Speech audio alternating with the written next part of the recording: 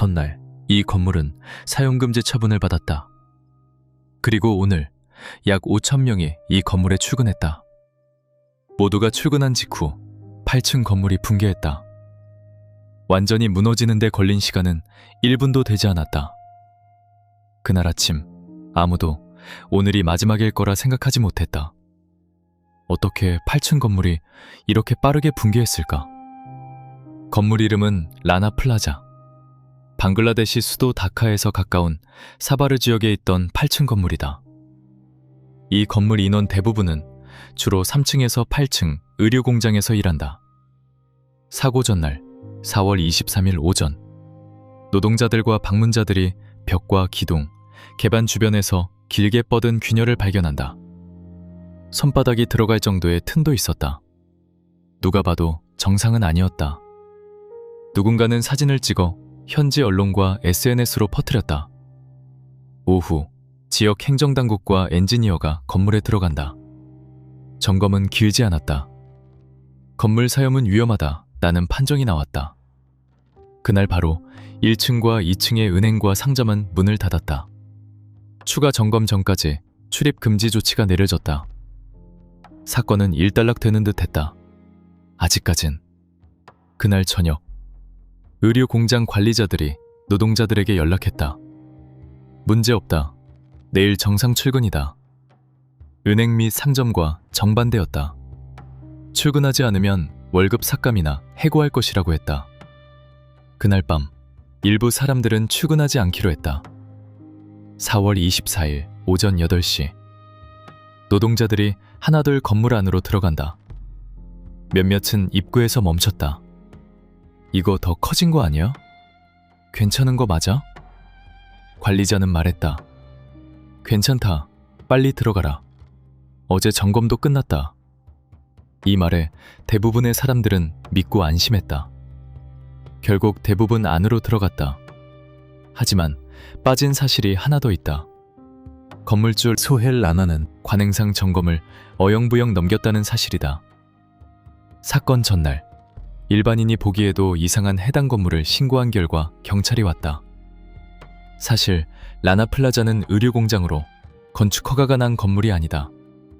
원래 층수도 4층이었다.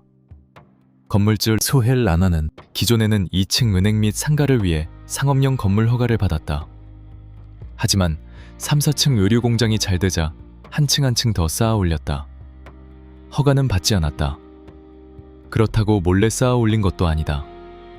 그렇게 한 층 한 층 의류 공장은 올라갔다.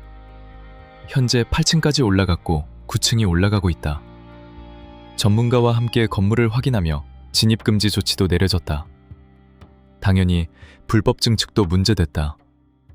하지만 소헬 라나는 아버지가 여당 의원이었다. 그 사실 하나만으로 건물의 불법 증축은 더 이상 문제되지 않았다. 다시 사건 당일, 약 5천 명가량의 노동자들은 괜찮다는 말에 안심하고 자리에 앉았다. 작업대 앞에 앉고 전원을 켰다.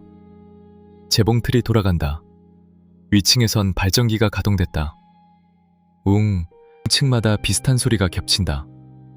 그때 아래쪽에서 둔한 소리가 한 번 났다. 툭! 하지만 기계 소리가 너무 크다. 알아챈 사람은 별로 없을 정도로 너무 크다. 몇 초 뒤 또 다른 소리가 났다.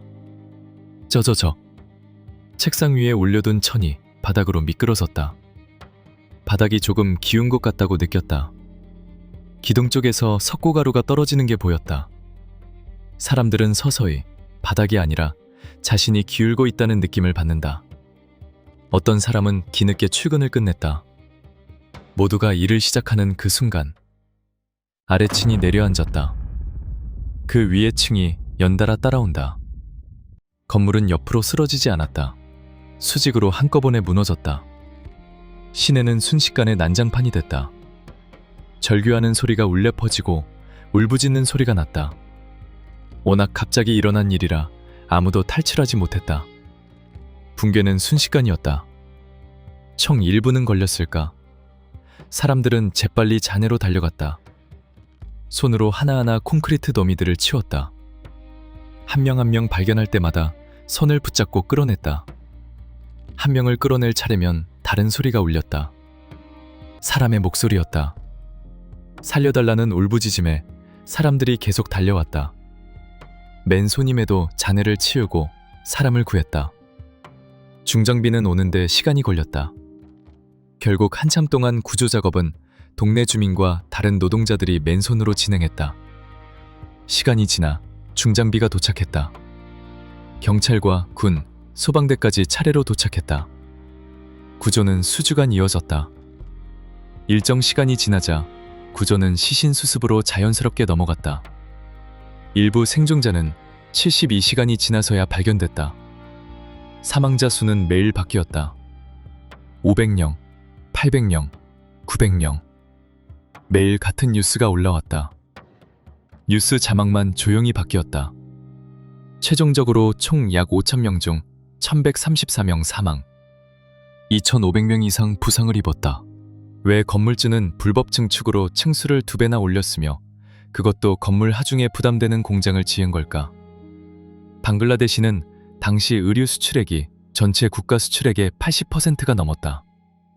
해외 자본이 물밀듯이 들어오는데 사정 따질 때가 아니었다.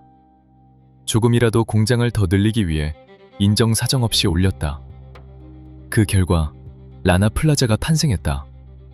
그 자리는 가난한 집안의 노동자들이 차지했다. 그리고 공장은 붕괴했다.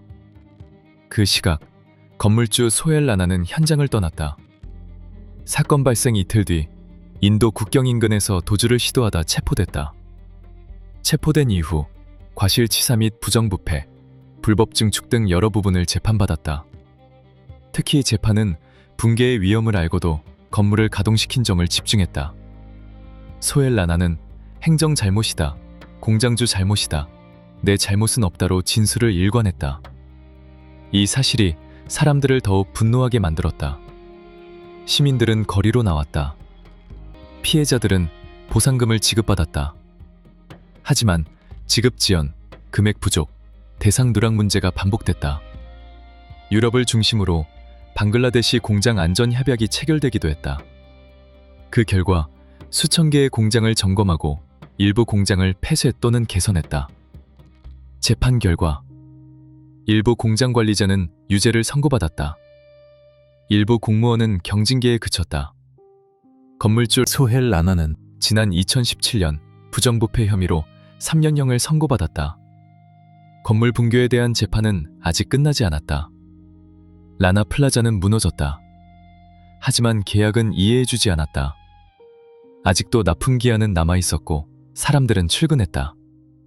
똑같은 형태로 쌓아 올린 제2의 라나 플라자로